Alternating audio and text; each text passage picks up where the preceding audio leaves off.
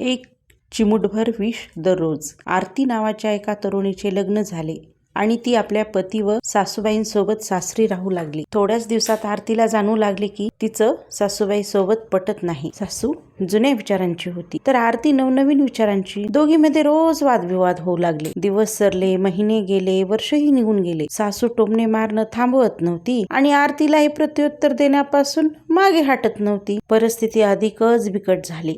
आरतीला आता तिच्या सासूबाईबद्दल पूर्णतः द्वेष निर्माण झाला होता. आरतीसाठी सर्वात कठीण वेळ तो असायचा जेव्हा तिला भारतीय परंपरेनुसार सासूबाईंना इतरांसमोर सन्मान देणे भाग पडायचे. आता आरतीला तिच्या सासूबाईपासून कसेही करून सुटका करायची होती. एके दिवशी सासूबाईशी मोठा वाद झाला आणि पतीनेही आईची बाजू घेतली. तेव्हा आरती संतापून माहेरी निघून गेली.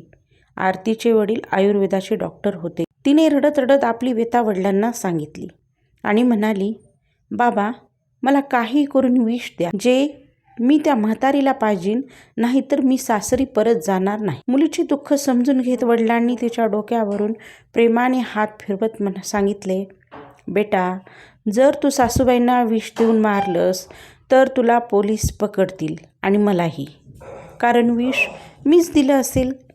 त्यामुळे असं करणं योग्य नाही. पण आरती हट्टाला पेटली, तुम्ही मला विष दिलंच पाहिजे. आता त्या म्हातारीला मी कदापिही पाहू शकत नाही. थोडं विचार करून वडील म्हणाले, ठीक आहे तुझ्या इच्छेप्रमाणे, पण तुला तुरुंगात जाताना पाहायची माझी इच्छा नाही. म्हणून जसं मी सांगतो तसं करायला हवं. मंजूर असेल तर सांग. आरतीने विचारलं, काय करावं लागेल? वडिलांनी एक पुडी तिच्या हातात देत सांगितले की तुला रोज या पुडीमधून एक चिमूटभर विष सासूबाईंच्या जेवणात मिसळायचं आहे. थोड्या प्रमाणात असल्याने त्या लगेच काही मरणार नाहीत, पण हळूहळू आतून अशक्त होऊन 5-6 महिन्यात त्या मरतील. सगळ्यांना वाटेल की त्या नैसर्गिक मृत्यूने मेल्या आहेत. पण तुला फार सावध राहायला हवं बरं, जेणेकरून तुझ्या पतीला संशय येऊ देऊ नये. त्यामुळे आतापासून सासूबाईंशी वाद घालायचे नाही, त्यांची सेवा करायची आहे. जर त्या तुला टोमणे मारतील तर शांत राहायचं, प्रत्युत्तर द्यायचं नाही. हे सर्व जमेल का तुला?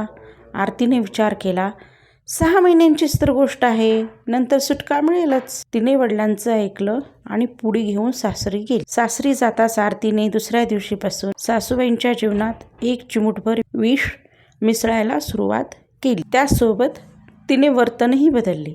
आता ती सासूबाईंच्या टोमण्यांना हसत हसत ऐकत होती. रोज त्यांच्या पायांची मालिश करत होती, त्यांच्या आवडीचे पदार्थ बनवत होती आणि त्यांच्या प्रत्येक आज्ञेचं पालन करत होती. हळूहळू काही आठवड्यात सासूबाईंच्या स्वभावातही बदल होऊ लागला. सासूबाई आता आरतीच्या सेवाबुद्धीमुळे समाधान व्यक्त करू लागल्या. 4थ्या महिन्यापर्यंत आरती आणि सासूबाईंच्या नातेसंबंधामध्ये मोठा बदल झाला होता. सासूबाई ज्या पूर्वी आरतीला सतत टोचून बोलायच्या, आता तिची प्रशंसा करू लागल्या. त्या आता आरतीला आपली मुलगी मानू लागल्या आणि आरतीलाही सासूबाईंकडे पाहून आईची छबी दिसू लागली. 6वा महिना येताच आरतीने ठरवलं की तिला आता सासूबाईचा जीव घ्यायचा नाही. ती पुन्हा एकदा वडिलांकडे गेली आणि म्हणाली, बाबा मला त्या विषाचा परिणाम नष्ट करणारी औषधी दे. आता मला माझ्या सासूबाईंचा जीव घ्यायचा नाही, त्या खूप चांगल्या आहेत. वडील हसले आणि म्हणाले, अगं कसलं विष? मी तुला पचनाचं चूर्ण दिलं होतं. मुलींना योग्य मार्ग दाखवणे